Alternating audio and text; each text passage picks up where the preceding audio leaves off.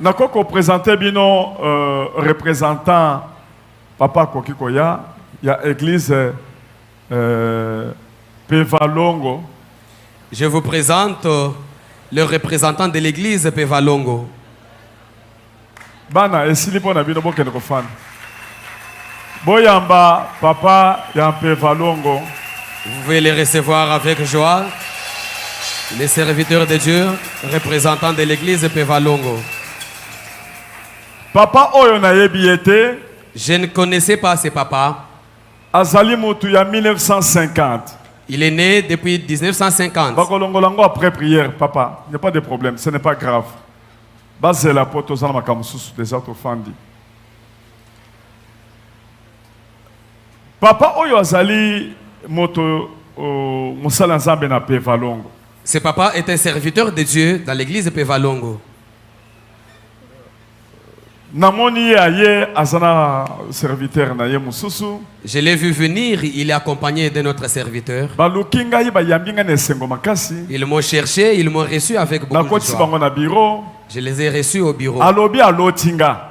Il a dit qu'il m'a rêvé. Ye moko aloba alotinga ndenge nini nzamba tindi ye aya na bonde la pona ye. Lui oye komilika mususu. Ye moko aloba alotinga yi ndenge nini azali représentant ya Pevalongo. Il est venu me dire que papa, j'ai rêvé de vous. Dieu m'a inspiré que vous puissiez prier pour moi. C'est comme ça qu'on lui accorde le micro. Lui-même va dire comment est-ce qu'il m'a rêvé, qu'est-ce que Dieu lui a dit. Beauté. Beauté. Merci mingi pona yango. Lelo na komi na esika oyo pe na ndimaki teke nga na kota na bino. Aujourd'hui, je suis arrivé à ces lieux et je ne croyais pas que j'allais vous rencontrer. Kokutana na bino na sepeli mingi pona komona bino. En tout cas, notre rencontre ici, je suis très content parce que je vous ai vu. Tauna fandi wana. Lorsque j'étais là assis, na moni mbaya misu ebimingai. En tout cas, les larmes ont coulé de mes yeux. Puisque kolela eketeni. C'était vraiment des pleurs en même temps, les pleurs de joie et les pleurs de tristesse. Pour moi, c'était les pleurs de joie. Parce que je n'ai jamais vu Papa Walesa, mais aujourd'hui je l'ai vu. Papa Nani? Papa Walesa. Pasteur Nabiso. Alléluia! Amen. Alors, esengo oyo, nazali mwana na botami na tata prophète nangai Jacques Bisombolo. Je suis fils spirituel de mon père spirituel qui est le prophète Jacques Bisombolo. Mama Yuleti. Mama Yuleti. Alors ngana fandi epa na ye bana bongwana na koma epa na ye depuis 1977. Je suis arrivé chez mon père spirituel depuis 1977. Et c'est là que j'ai commencé mon œuvre. Il n'avait pas de fétiche. Il n'avait aucun miracle de sorcellerie. Il n'avait rien.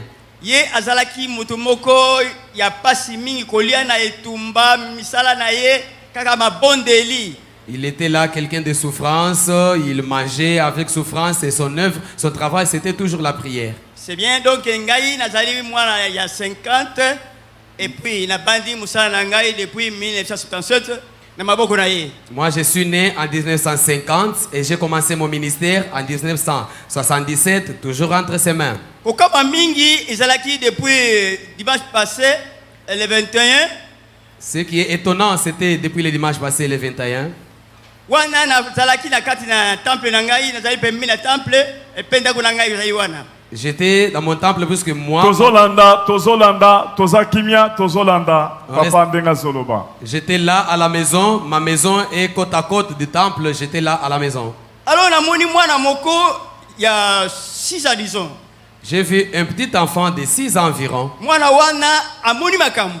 Cet enfant a vu des choses. Mais azalaki bazali face à face na ngai. Mais il était en face de moi. Yende papa na ye amemaki vers 18h ou 19h.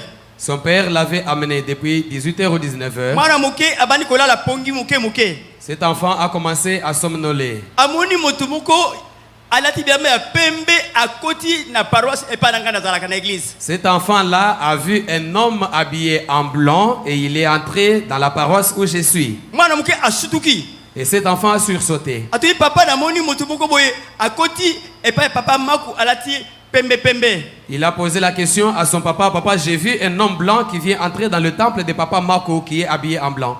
Papa naye alobi wana nde azali angelou. Et son père lui a dit que celui-là c'est un ange. Alors na butunga na lali.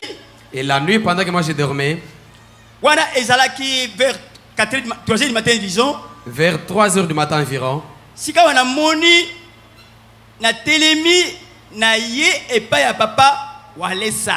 et je me suis vu, je suis venu voir le pasteur Walesa. Nga na ye to fandi place wana awa. Et lui et moi, nous sommes ici, assis devant ici la chair. Alors na monaki ba kuna moko biso na ye na kati. Biso na ye na kati. Nous, Aba nous pasteur kuna pasteur biso na papa. il y avait d'autres pasteurs de part et d'autre, mais nous deux, nous étions au milieu. Alors likamoni ni oyo nzambe apesaki ngai. Et qu'est-ce que Dieu m'avait donné? Alors bila ngai keni ko pesa dîme na yo epa ya Walesa. Et Dieu m'a dit, va donner ta dîme chez Walesa. Ye azali mosali monene. Lui est un grand serviteur. Alors nga na sutuki. Je sursaute. Et puis nga na ye to kutana te na mona na nu ye te kaka na moyen de télévision. Moi, lui et moi, on ne s'est jamais vus. Je ne les connaissais même pas, mais je les connais du moins par la télévision. Na ntango wana nga na ye to fandi awa. Mais pendant la vision, je me suis vu avec lui. Nous étions ici devant la chair. Na judim oyo na salaki na mbongo te. Tango batendi ngai motema na ngai badusa la passe. Je n'avais pas d'argent en ce moment-là, mais lorsqu'on m'a demandé de payer la dîme, mon cœur a commencé à se tourmenter. Sika wana lobi eloko nini nga na komemba kuna mbongo eza na ngai te. Et je me suis dit, mais qu'est-ce que je vais apporter là-bas puisque je n'ai pas d'argent? Natali na mabele epai na kozala na mosolo ezalité. J'ai regardé partout, je pouvais avoir un peu d'argent, il n'y avait rien. Na moni mosolo ya moke mike na bendi mwa parti moko. J'ai vu seulement un peu d'argent. Bref, ozui au Je suis P6 ko Walesa. Alors na ye na yango na pesi epai ya pasteur Walesa. J'ai apporté cela et j'ai donné au pasteur Walesa. Ye azu yango atali likolo asambeli. Et il a récupéré cela, il a fixé les yeux vers le ciel, il a prié. Tango abana ko bondela Et pendant qu'il y priait, asilisi il termine. asimbi ngai na loketo awa alatika ceinture. Il m'a touché ici au niveau des reins, il m'a porté la ceinture. Mais kosimba ya simbi ngai ceinture yaki moke et par après eye monene. Quand seulement il m'a touché, la ceinture était toute petite, mais la ceinture s'est agrossie. Alors ceinture yango ezalaki lokola mayaka babisho biloko mike wana ekomi ebele. Cette ceinture était comme un peu des mayaka qu'on appelle ici les mayaka, mais c'était vraiment nombreux. Alors par après Nathalie yango apesi ngai mibeko. Et lorsque j'ai regardé ma ceinture, Papa Walesa m'a donné des instructions. Oh. Mibeko apesi ngai nakita na mbeto. Les instructions qu'il m'a données, c'était que je descende de mon lit. Alors na sutuki na kamweli kamu oyo Ayebiso kita na mbetu kola su na mbetu te lalaka na se. banda tango banda mukolo wana depuis le 21 septembre na kita. Depuis le 21 septembre, je suis descendu de mon lit. Na zelaka na kutana na pasteur Walesa na tula ye pilikamu oyo lokola na ye awa na ye kopesa dim na ye ata ndenge ya muke ndenge ezali bariko na ngai vraiment na etumba pe sentir oyo ya pesa ngai na misu na biro pe fona lata ya pamba te na moni libik angelu ayaki koyepisa sango malamu po na kutana na ye. En tout cas, c'est comme ça que je suis venu ici. Je suis venu payer ma dîme. Afin qu'il puisse me donner la ceinture qu'il m'avait donnée là-bas, je vais la porter ici au devant de vous. Parce que moi, je me suis dit que cet ange est venu m'annoncer une bonne nouvelle. Tomuna yepamba te mwana wana oyo ayako memlanga sango kombula ye Samuel. Alors ngala komi awa na moni pe awa bakomi Samuel na sutuki. Balanda haleluya. Oh. Cha. Kasi de kamwimi ndenge nini mwana oza na ngambo. Kombule Samuel pe petit wana po ayipsanga sango oyo na kama kimingi. est-ce que yo moni nani na moni moto aladi pembe et par après un noir américain. Mais par après puisque pembe ti awa ti na bilamba non pembe na bilamba mais elongina ye comme noir américain. Amen. Alors tanga na ye awa Nathalie pasteur awelisa na sekaki mingi na lubi nzambe alingai puisqu'il kamu oyo pona nini akepesa ngona bangote pona nini atindi ngai et pas pasteur awelisa voilà ta soutanité et puis tala kaula sala ngai bukani oyo ya sala ngote pe la sutukaki ndenge nzambe apesika makambo oyo mukolo wana nazalaki malamu te mukolo wana nalembaki mingi po nakoma awa bala nzambe amen po nakoma awa mukolo yango nazalaki calme te tongo wana tongo etani nalaki mawa mingi sushi makasi nakosala boni po nakoma place oyo natindaki pasteur na ngai keli kosala papa. Est-ce que vous êtes dans la joie de recevoir papa? Acclamez fortement pour le recevoir au milieu de nous. Papa, êtes-vous dans la joie, papa? Ça va. Papa, Aza Mokolo, Aza moins 50. En tout cas, c'est un papa âgé. Il est né depuis 1950. À cause de la 71 ans. Environ maintenant, 71 ans maintenant. Je lui avais dit, je vais prier pour toi au bureau. Lui a dit, non papa, pas au bureau. Dieu m'a montré que j'étais à la chair. Moi, j'aimerais passer seulement devant la chair. Ça fait maintenant 3 semaines que papa na robondela pona yote. Ngana la taka soutanité, yoza représentant. Kende yebisa na ba pasteur na bino mususu. Yebisa bango makambo yo lat omoni parce que ceux qui ont yé na chair peut-être mususu kuna bakoboya yo ba représentant mususu bakoloba makambo ebele ponga na zola ta soutanité yoza na chapeau oza na soutani na yo bino nyonso bolotaka ba soutani ndake ko yebisa bango pe balobi problème ezate bandimi ndenga yeboye ayepe na bandimi na ye bazaki ebele na choral na ba serviteur mususu bako ya ba telema na liboso. Ça fait 3 semaines que j'ai reçu ce papa ici. Moi, j'avais refusé de prier pour lui ici à la chair. Je me suis dit, je vais prier pour toi seulement au bureau. Lui avait refusé. Il a dit, non papa, tu dois prier pour moi seulement devant la chair. Moi, je lui ai dit, non, non, en tout cas, ça va créer des polémiques. Ça risque de créer des polémiques dans ton église. Alors, tu dois d'abord partager avec ton église. Parce que vous portez des soutanes. Vous avez des kepsos. Moi, je ne porte pas des soutanes. Lorsque je vais prier pour toi devant la chair, en public, tout le monde va voir. Ça risque de créer des polémiques. Va en parler à ton église. Et si on est d'accord, et là, je viendrai prier pour toi. C'est comme ça que vous les avez vus aujourd'hui. Ils sont venus. Et les mamans et les papas et même la chorale, ils sont venus accompagner leurs représentants pour dire qu'ils sont très d'accord que papa puisse prier pour eux en public et devant l'église. Est-ce que vous pouvez acclamer fortement?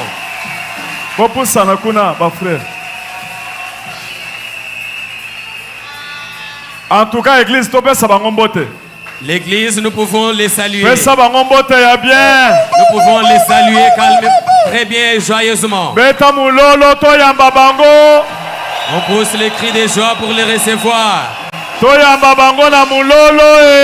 les cris de joie pour les recevoir.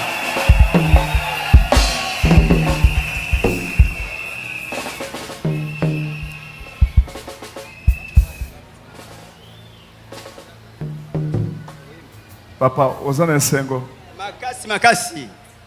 Na sepeli mingi pona ndenge boyambi ngai pe boyambi bandeko na bino ya basi na mibali.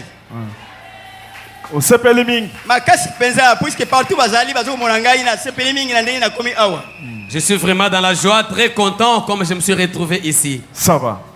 Nakalisi tokola toza tanza moke et puis na kobondela pona we na bureau. Na kobondela pona na bureau, Zambé nanga pambola yo. Hein? Merci. Pour ma kamso ko yako salema wa bien te to sala ngona bureau. Bagoyemba. Bango bakoyemba na deuxième kilt. Bien bon. Bako deuxième kilt. Merci. Na bureau nde na kobondela pona yo Bien. On a kobondela makamususu koye ko salema. Bien. Yo za représentant. Bien. En tout cas, je vous respecte beaucoup. En votre qualité de représentant légal de l'église de Pevalongo, je ne peux pas prier pour vous ici. Nous allons parler au bureau. Je vais prier pour vous au bureau pour éviter des scandales. On refuse des scandales. Te nazo bondela muke. Mais belete ko za na bureau. Olobi? Dima, pesa ya kasi dima. Hein? Tozalaki awa. Pesa ya dima kasi. Misa dima kasi.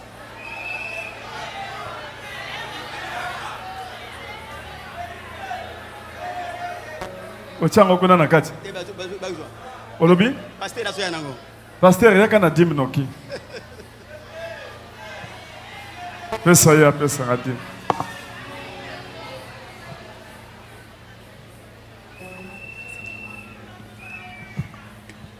Merci papa, nzamba pambola on a sepeli na peso sentir na yo ozwa yango olata yango ebota sentir eza kondima emata na sepeli makasi au nom de Jésus-Christ nzamba salo makaminene au nom de Jésus-Christ amen.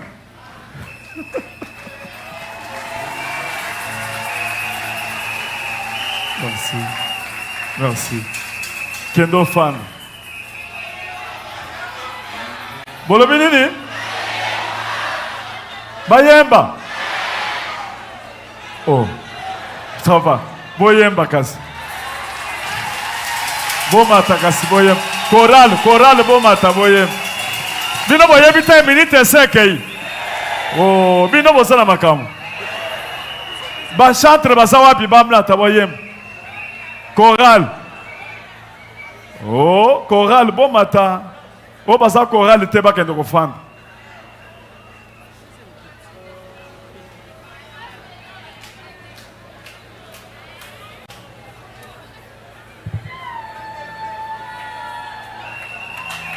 Bokende boy, bokende kuna. Bosonga boy. Papa, yo poko yemba. Kendo fanda, kendo fanda. Oli kamu nini oyo? Bamumpeda bakaji balomo abe.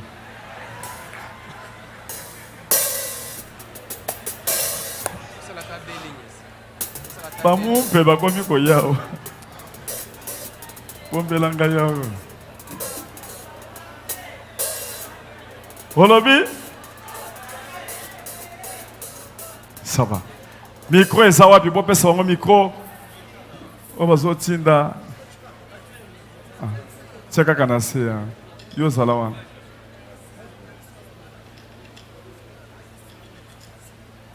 Mosusu asimbi micro kaka boye. Yo kitana se.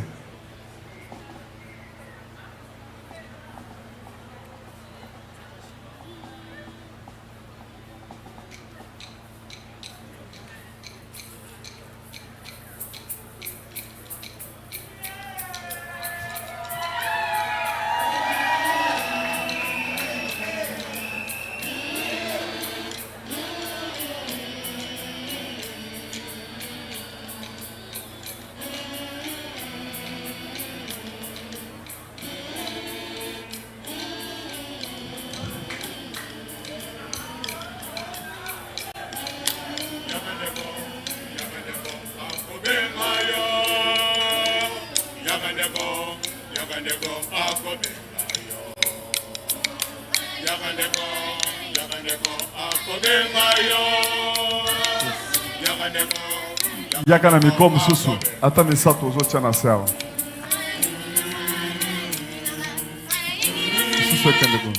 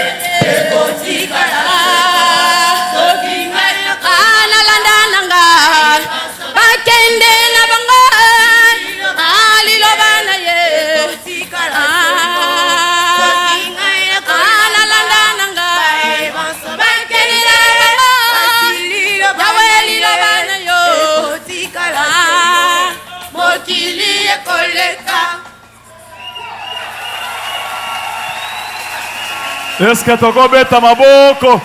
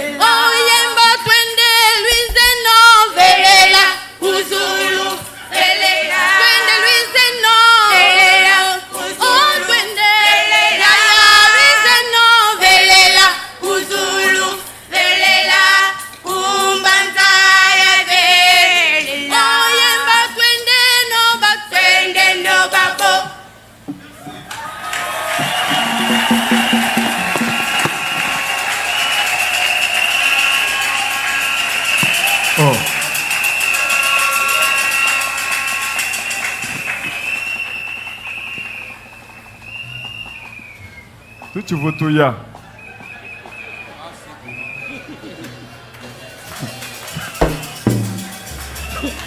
Tobanda ko kende siko ekomi makambo susu. Po depuis na banda makambo zambe na monyo ete. Pe valongo representant. Ayena muzabi na yena kafulu na ye. Ah. Oyo pe bazo yemba tongo no ton. Et salinga bien pensa. Bazo yemba bien. Surtout moi so azo conduire bangoa. Nathalie.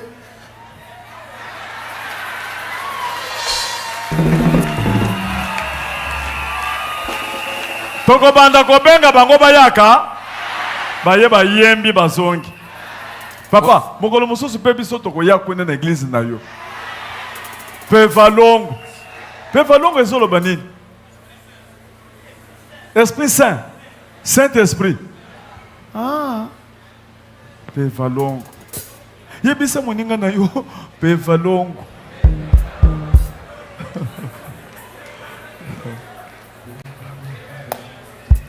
Il faut que Zalana kondima na mona ki mwana nanga moko lobi nazaki quelque part na banque na kende sama kamusus na moni mwana nanga bisika papa na sina koma na Lumbashi kuna na kende ba makambo nanga tala na pareil wana komona kombo na ngai ezalaki ka soko $5,000 nga na pesi $1,000 zamba yoko pambola ngai siko na komi très bien na makambo mata nazolinga vraiment église yeba peza ke toza na nzambe.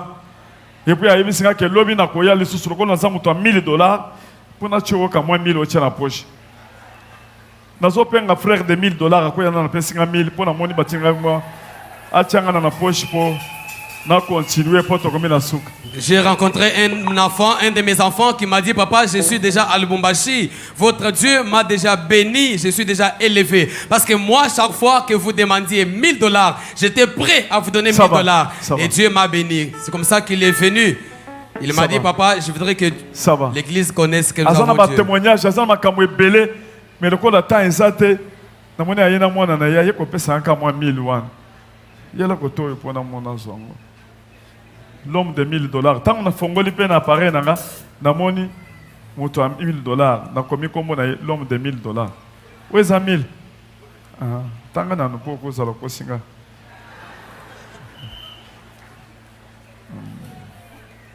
Tanga na mona tanga.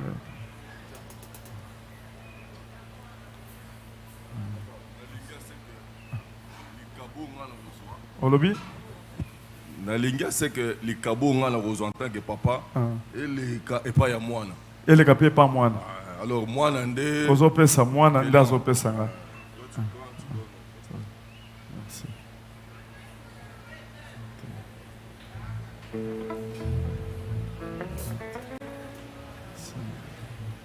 6 7 7 7 8. Alléluia! Mwana, ebimi 8 mais na cheka kapo. Zamba pambola bino. Keba na sima, doza distre.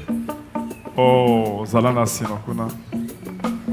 Zamba pambola mwana, di pamboli ya papa et kende pa mwana. Au nom de Jésus-Christ. Amen. Amen. Vous avez béni. Pas envie sur photo. Photographe. Comme la masque.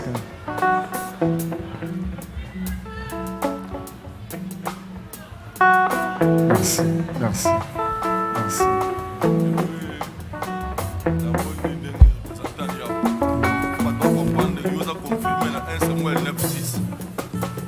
Nazali confirmé dans 1 Samuel 9:6. Donc ezali soki batang ne bakoye bake.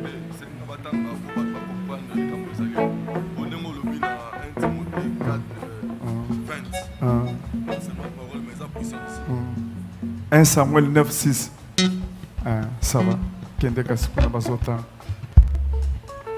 Okota.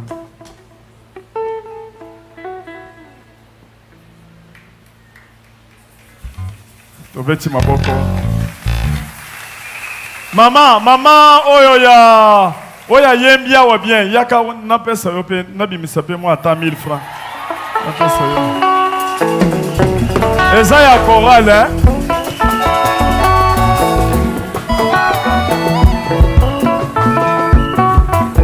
Tanga kasi verset 1. 1 Samuel chapitre 9, le verset 6. Le serviteur lui dit, voici, il y a dans cette ville un homme de Dieu. Et c'est un homme considéré. Tout ce qu'il dit ne manque pas d'arriver. Allons-y donc. Peut-être nous fera-t-il connaître le chemin que nous devons prendre.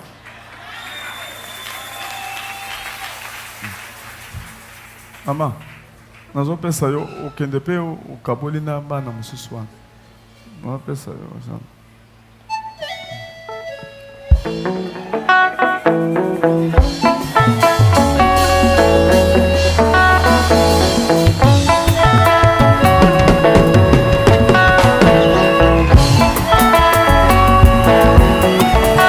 Merci Babo, Kabakasi. Acclamons fortement.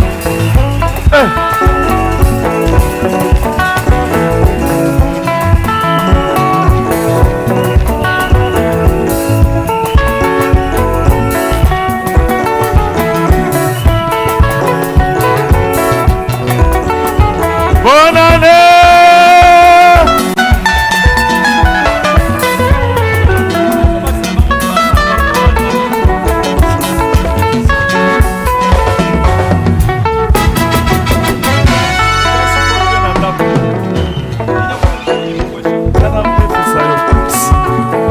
mwana nanga loma lobi azobakisela bango 300 ndenga nga na lobi nga na defisa yo déjà 300 yo oya kopesa nga après po ekoya kilométrique mwana yako zoso 300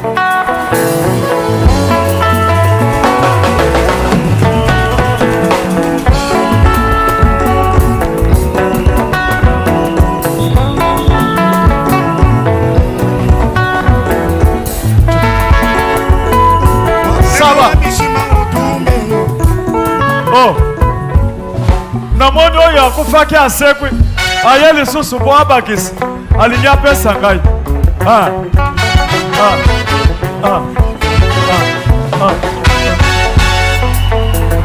kalenga wabishima utumbe yo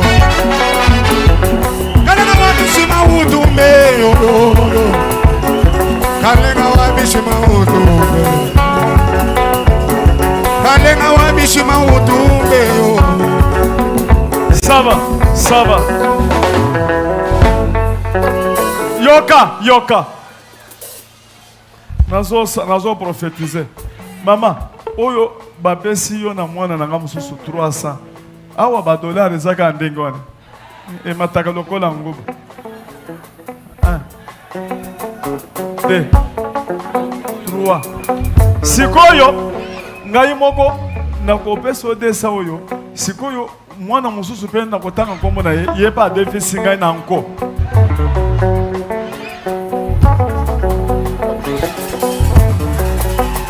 oyo sa oyo badefisi yo epa mwana na ngai nkombo na ye Willy Mbuya oyo mususu sa oyo nkombo na ye Leopold Muyem Zwamile kende na nganga tamila nya wewe uri mumanya mwabe uri bishi kalenga wabishi mautumbe yo kalenga wabishi mautumbe yo kalenga wabishi mautumbe yo zambi wakabudalesa zambi wabishi mautumbe yo lwamba lumwana wani kalenga wabishi mautumbe yo zambi wane zambi wabishi mautumbe yo zambi wabishi mautumbe